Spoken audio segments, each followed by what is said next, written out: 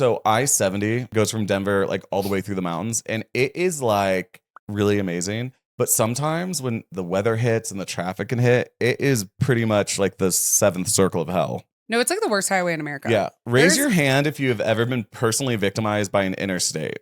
So I was up there for 2 weeks, but I was trying to drive home, but I couldn't because the snow was so bad. So there was one day that the snow was going to let up for half of a day. And it was kind of sunny. I was like, this is my one chance to go back down in Denver because I'm like sleeping on a couch every time I'm up there. So I decided to make a run for it. Guys, from Breckenridge to where we live in Denver is an hour and a half long. It took me 7.5 hours to get home. And you thought you were going to die. Cars were not moving at one point. I saw semi trucks in full chained wheels going sideways. This was the worst experience in a car I've ever had. And I had to pull over for like 2 hours just to stop freaking out. He called me. I like start crying and freaking out because like, I'm like, you can't die. I would die. Like, it was so scary. People in like giant trucks were, everyone got out of the truck and was pushing it to like go up because it was like ice and then slush. It got dark and I thought I was going to have to sleep there, but you can't sleep with the car on because you run out of gas. But then it's,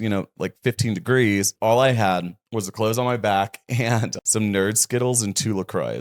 Basically, you're supposed to have a kit for driving up in the mountains. Like a 0 degree sleeping bag and all these things. And like gallons of water. I just like didn't, okay? I thought I was going to make it. I really thought I was going to make it. And then I lose cell phone service and it gets darker.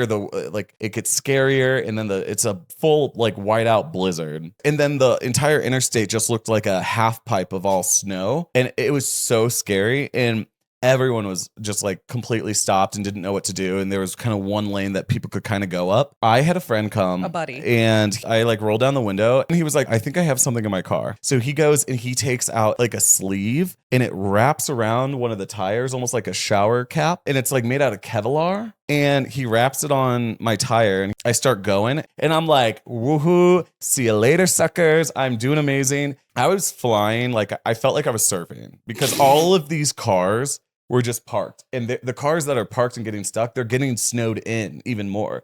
I did see this one van, broke down hippie van of all these just like hippie girls with dreads, and they had the lights on in the car and they were just like strumming a guitar, looking at each other. And I was like, they're not going anywhere. That's so Colorado. It's so Colorado. And I was doing good. I thought I was scot-free, doing it. And then all of a sudden the tire condom thing just like flew off. And then all of a sudden I start slipping and sliding like it's Mario Kart Rainbow Road. Needless to say, I made it out, everyone.